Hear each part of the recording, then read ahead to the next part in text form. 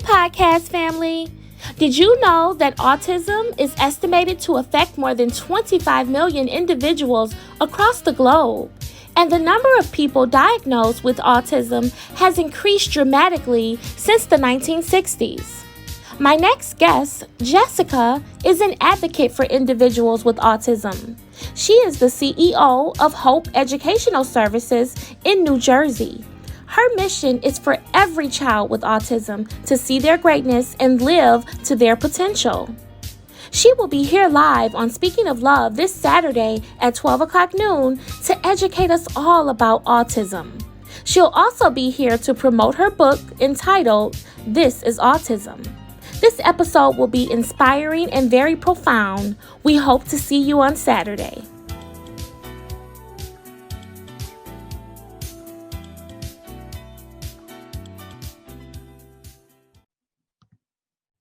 Okay, so thank you all for tuning in. Today is August 15th, and welcome to Speaking of Love, the podcast. My name is Latoya, and I am so delighted to be here today. I have an amazing show here lined up for you. I have three people here who are advocates for autism, and as you all know, that autism and children with developmental disabilities have a very special place in my heart. I've worked with children for over 20 years, and I'm just so excited to have my guest here. So we're going to get right into the interview. I'd like to introduce my people here today. I have Jessica, Jesse, and Aiden. Thank you all so much for being here today. Yeah, thank you, Latoya. It's our pleasure to be here. Thank you so much. Thank you. Thank you for being here on my podcast. The podcast is Speaking of Love, and the purpose of my podcast is, of course, to spread love to people. And today, you all are individuals who have dedicated your life to helping serve people with autism. And I appreciate your efforts. And I want to talk to you about this amazing new book that you have written. And I'm going to have Jessica start introducing us. Yeah, thanks so much, Latoya. So my name is Jessica likewise. I'm the CEO of Hope Education Services.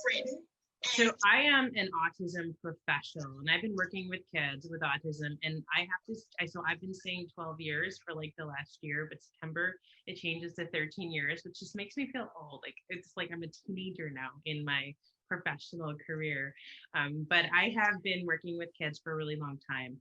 And I started working with kids with autism at the height of the autism recovery movement, which was this belief that our job as autism professionals was to cure and rid the world of autism. More and more kids were getting a diagnosis. Parents were upset. No one knew what was happening. And all of the energy and effort was going into finding a cure for autism, right? Autism Speaks was doing walks for the cures, and professionals were researching how do we fix this, and doctors were called Defeat Autism Now, or DAN doctors. And so there was this entire movement to rid the world of autism.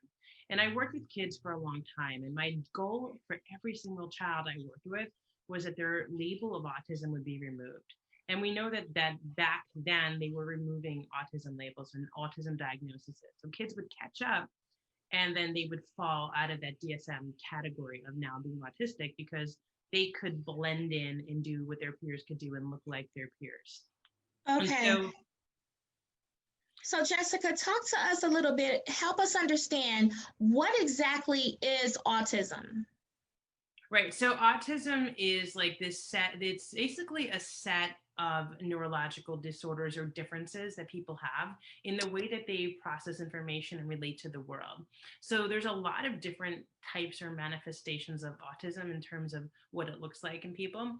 But what is in common is the fact that there's impairments in social interactions, impairments in communication, and also the presence of what's called stereotypy, or restricted interest, repetitive behaviors, different motor mannerisms. And that's really what encompasses what autism is. Okay. So but the thing about it is, kind of going back to what professionals view autism, and I think what society views autism, there's a lot of misinformation. I worked with kids for 13 years trying to eradicate the world of autism. What I didn't realize is that the kids were growing up to be adults. And many of them had a positive view of autism. And many of the adults went on to be and it forced me to look at autism in that perspective. And that's really what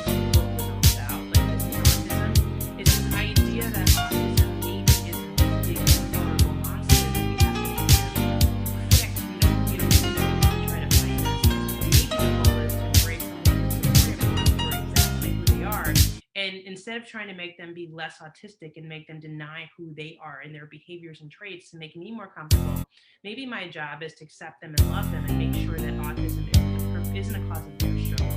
And that was the shift in my career. And that's what led me to meet Aiden, led me to meet Jesse.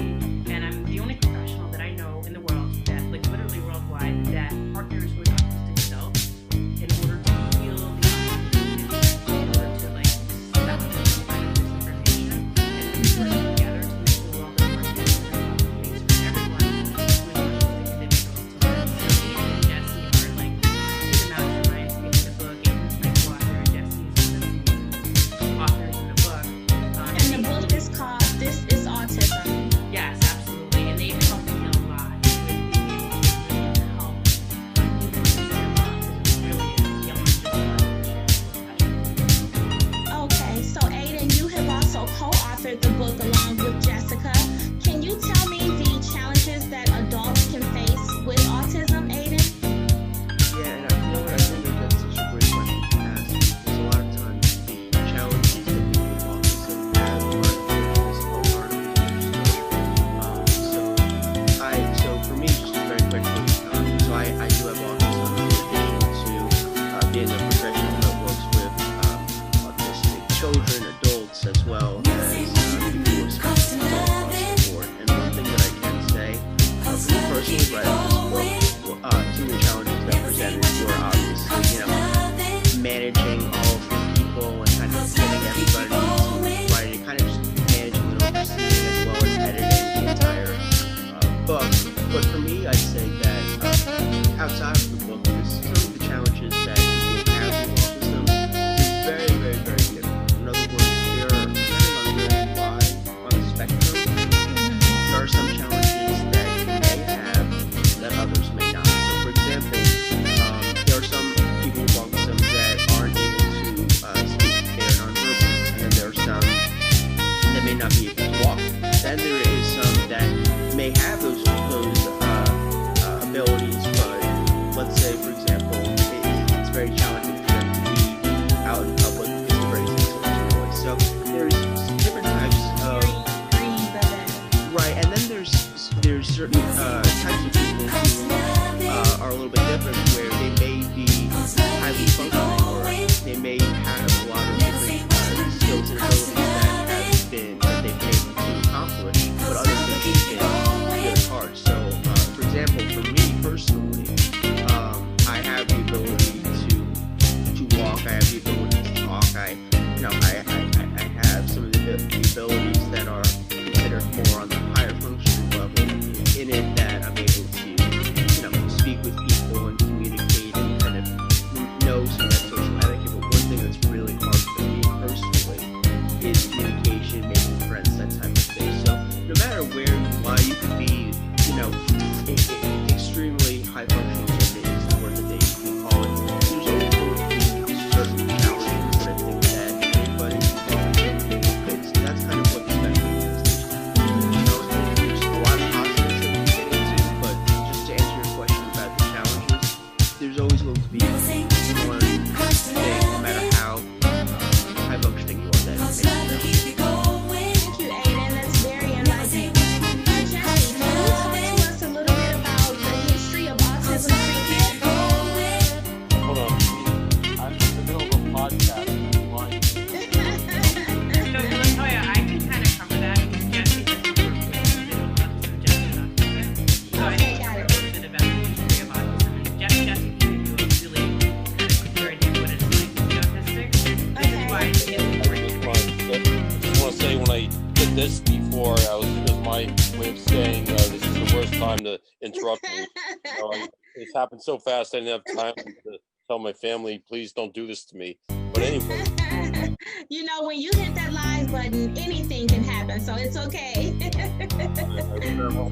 want to let you know that I do have autism, but I also work with people on the autism spectrum, even though I obviously do not have a PhD and never went to graduate school. I'm sure, did you go to graduate school, Jessica? I did, yeah. I actually did it twice because I really apparently like to stick a monkey's back in my life. Oh, no. I liked it before I had to start paying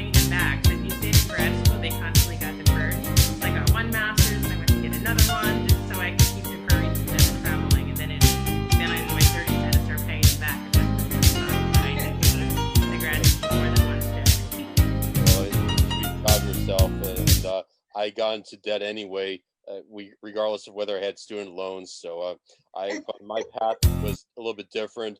I never advanced beyond my bachelor's degree back in 2004 when I graduated from Hobart College, but in some ways I am an expert because I've been through it all and I know what works, what does not, how you can compromise, and how you must accept people for how they are. And I'm now 38 years old. I've published 2 books with Penguin Group USA, and every so often something epic happens which rages against the perceptions of those on the autism spectrum. For example, back in January, I had pitched an episode to Dr. Phil show on my own and appeared on national television for a little while with my good friend David Elmore Smith. And my attitude at this point is that I'm going to be criticized no matter what I do. Therefore, the attitude is, as long as someone does not file a restraining order and I cannot social pariah status in my community, then I'm going to go for it. And the worst that happens is someone I'll never speak to again the rest of my life yells at me for overstepping my boundaries. Oh my goodness. I love your sense of humor.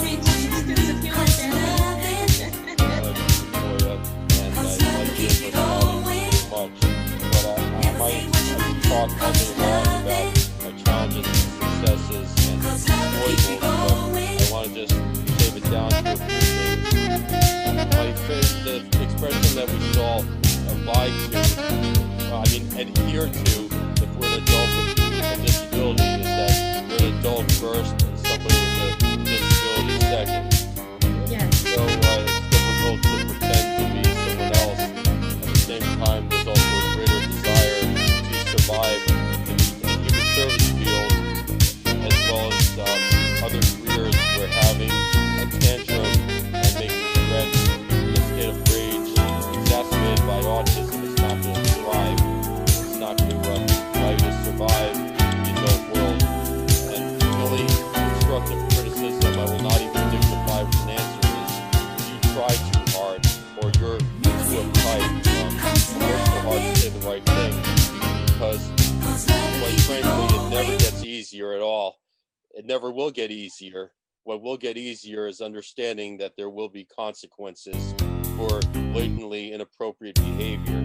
And as a result, I've lived 2 extremely different lives and personalities as somebody on the autism spectrum. I was once very inappropriate and had little future, and now I'm a little bit too concerned with saying the right thing. Well, Jesse, you definitely have said the right things here today, and I appreciate you for your courage and for being here and giving us a little insight about autism. And you've gone to college, you've done great things in your life, so you're an example that nothing can hold you back if you put your mind to working hard.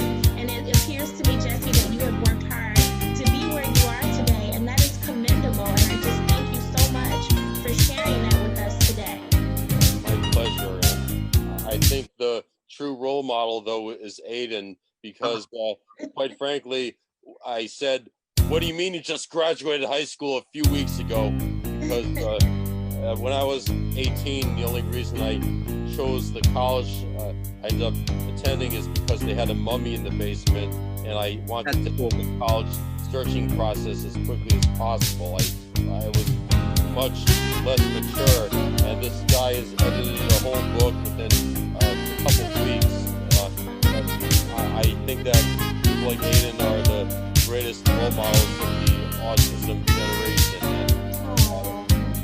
I'm literally, it's emotional. I really just have to say one very quick thing about that.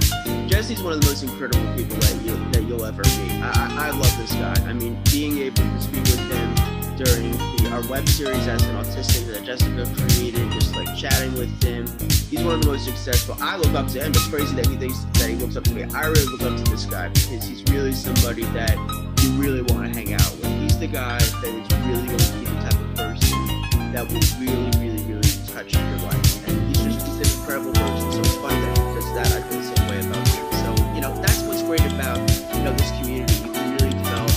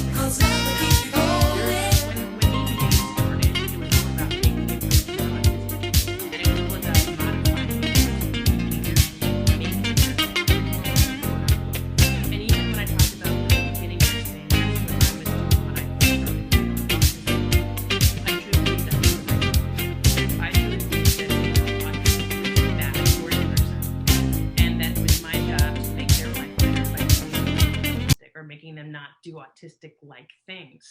And so that's where I started off in my career. And even up until the 2000s, how it was done in the 80s to 2000s over the 20 year, it changed significantly. Even though it was 20 years, it was a very big change in how it was done. So in the 1980s, they still did things like they would give an electric shock to someone and pretend something they didn't like, or shooting them in water, like how you would train dogs, how you would train dogs, they treated kids. And certainly it had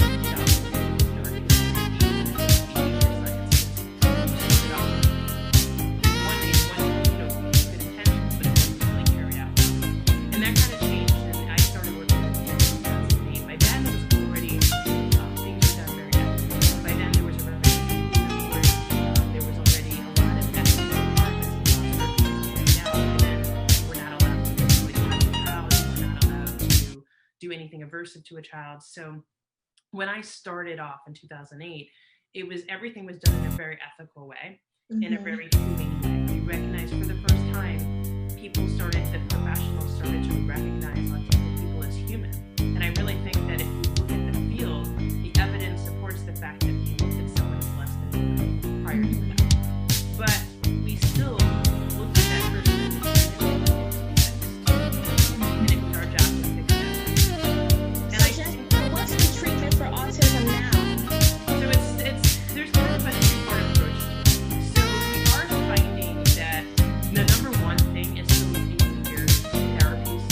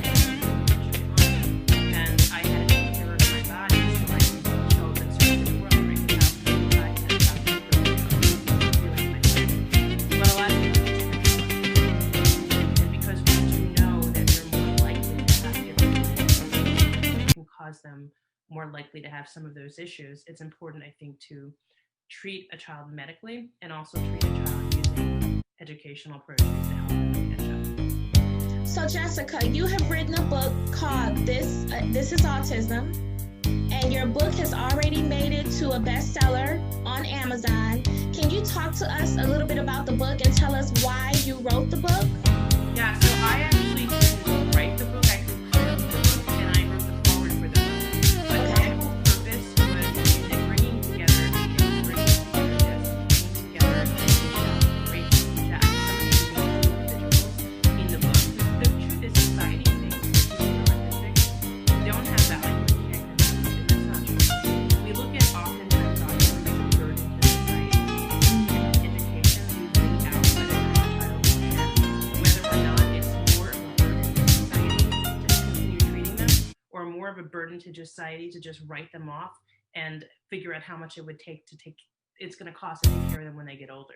When a child's 10, we make those choices. There's someone in the book, Michelle, and she's incredible. She didn't see her first word till she was 6, right? So we write people off. And I was tired of seeing the world write people off as a professional. And so I got people together with my purpose. And this is what autism really is. So Rachel, Bristol, and the pageants. Miss America, she was the song. Jesse's been a national another person who's been on television. We have several people who are best-selling authors before this book came out. And this was my goal. They wrote the book. I just got them together and I did the business parts of it. I'm a business owner. I think that I did a book.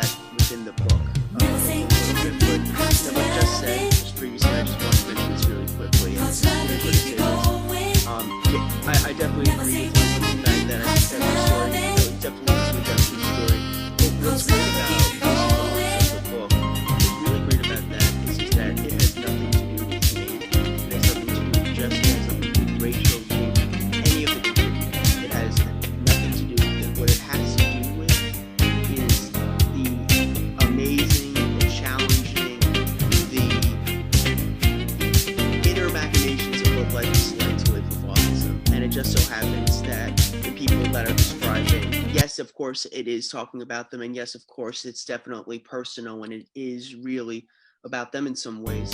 But the book is really to show the world that despite, and it's hard to say, it's hard to really say sometimes to people that, there are a lot of strengths and you can achieve a lot of things when you have autism because, to the mom who has, let's say, a kid that's completely not verbal and is very aggressive, let's say, or, it's hard to tell them, hey, look on the bright side.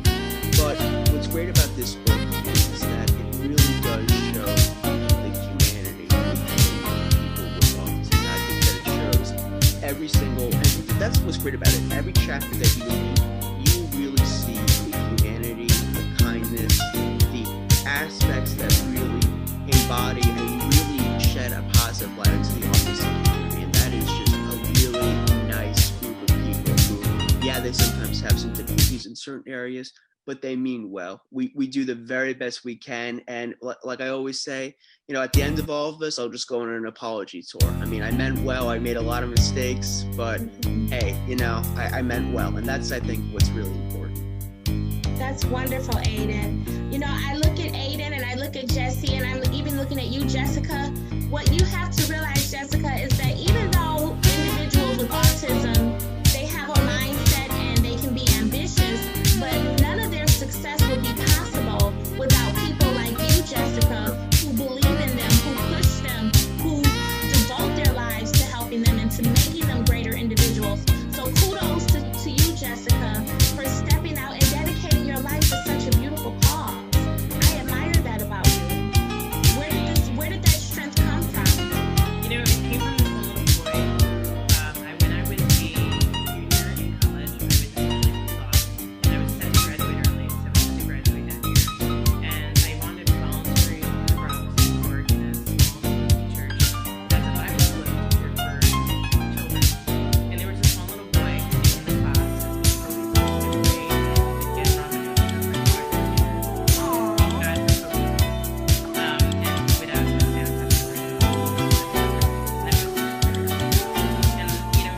this high pitched voice, differently than everybody else.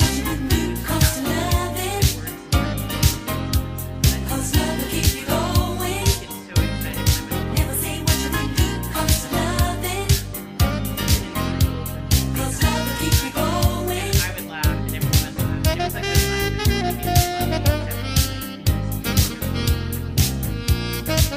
type of experience, and I've never heard of it, and I had no idea what it was. And I became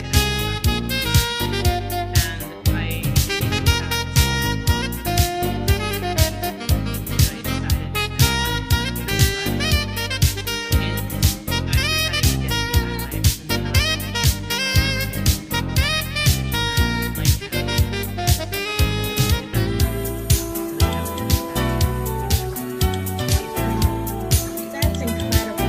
Now, do you keep in communication with the little boy, or I you know know how he's he's not a doing? little boy anymore. He graduated high school and he's an adult voting in the election. So he's not a little boy. Oh, that's wonderful, Jessica. I love it. I love what you're doing. I love what you've dedicated your life to. And we're almost out of time, but I want to talk to each of you individually at this point. I'll start with Jesse. Jesse's been a little quiet there.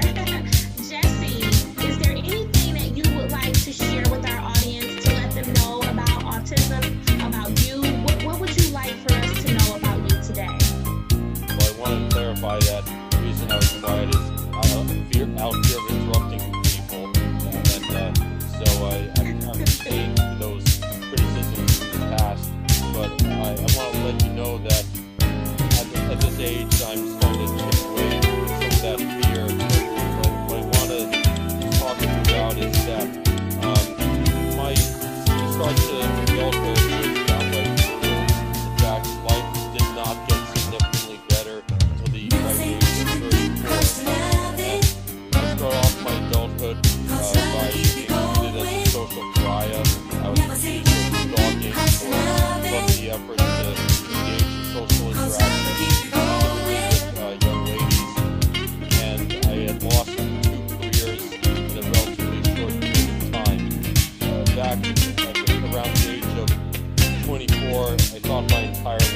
was over. What I've learned about autism is that most people mean well and they think it's the right thing to do. And individuals like me, even though they're doing the best they can at certain life periods, it may not be good enough for the rest of the world. Therefore, advocacy is a key factor toward escaping some of the more horrific realities. But nothing will ever be perfect. If I could have, would have, or should have done things different, I would have written a letter to everybody, taking out a small column in the newspaper.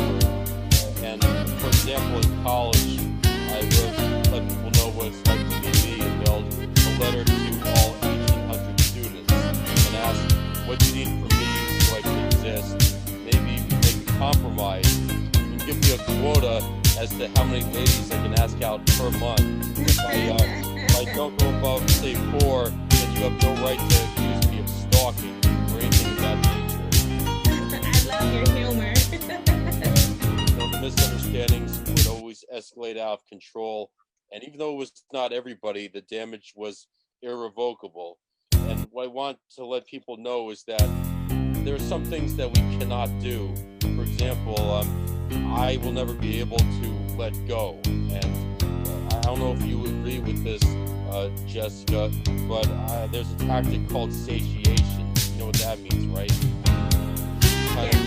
You allow a forest fire to rage out of control and take away all the oxygen in the area so it dies down a lot quicker. One of the things I want to give you 2 things I struggle with and how I dealt with them. Number 1, there's a phobia of going into restaurants because I have a severe phobia of unnecessary waste. So if someone puts me styrofoam when I say, pour here on a plate, it'll literally ruin my day. And when this happens, I'll let them know politely because I can't throw a chair across the room in a restaurant. But if it happens, say 6 times in a row, I'll let them know, look, this happens every single time. This is important to me, and if it's happening, I will never be able to come back here again. And that usually works. So, and the other thing that I struggle with is when relationships are severed without warning. And the thing is, I have no respect or tolerance to disappear. For example, Jessica, if you suddenly went crazy and stopped answering my sporadic messages for no apparent reason, there'd be one hell of a problem. I'd still contact you and I would not get the message if you want to be left alone. When this happens, I back off and take time so the police are not called. That's the best I can do. But no matter what's going on in your life, there's no excuse for avoiding loved ones like the plague or those who care about you. You're so right, Jesse. Thank you so much for sharing that with us. You are just a ball of joy, and I have enjoyed speaking with you all today. Aiden, can you talk to us a little bit about what you want our audience to know? Absolutely, and I love what Jesse was saying, and yes, I think that there's definitely humor in that, but I really like how honest he was with those things that he talked about. It's hard to be honest about some of the challenges that you may have faced, and this is autism. The book really it's so unfiltered and it tells such raw and real stories. And I never had, I'll be honest, I've never had the opportunity to share my story ever. I had it very filtered. I said, I just had a rough high school experience. That was it. Never went any further with it.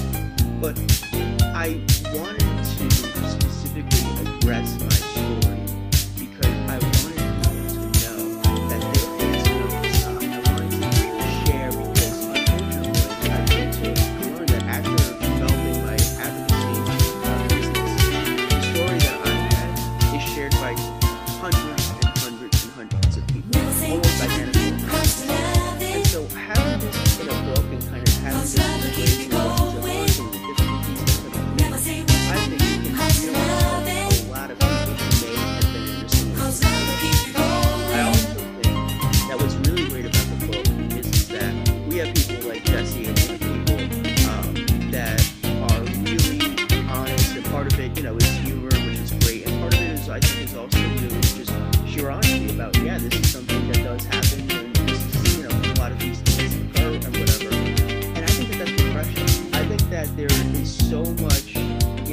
to always, kind of dance away from, what we really feel and what we really think. I think that's one of the strengths of having autism, by the way. Sometimes just no games or whatever, being direct and just getting to the point, not,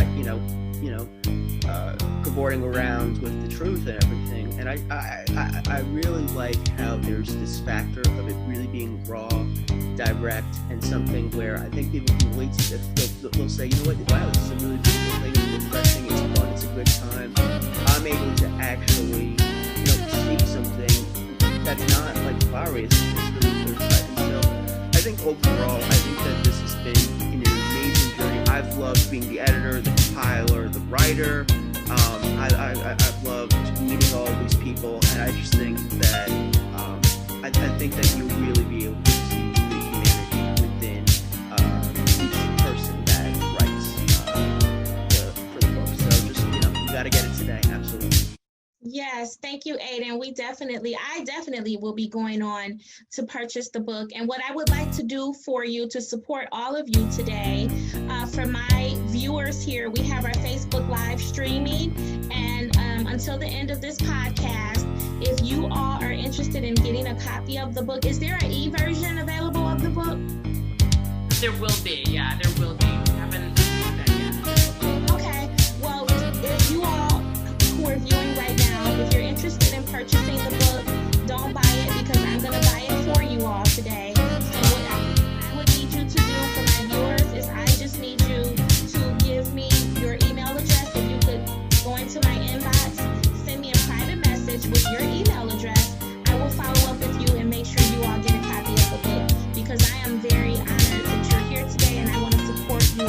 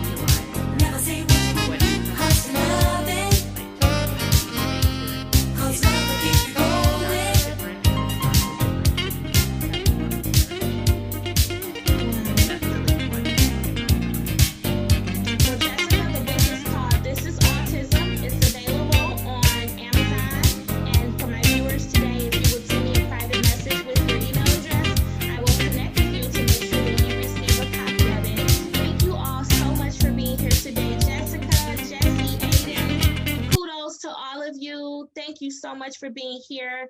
I mean, I'm so honored that you have accepted my invitation to be on this platform, and the information that you have provided us with is very, very instrumental in helping people understand about autism. And I love you all. Thank you for being here. And Jessica's information will be linked to this live viewing. So if you want to connect with her afterwards, you're more than welcome to reach out.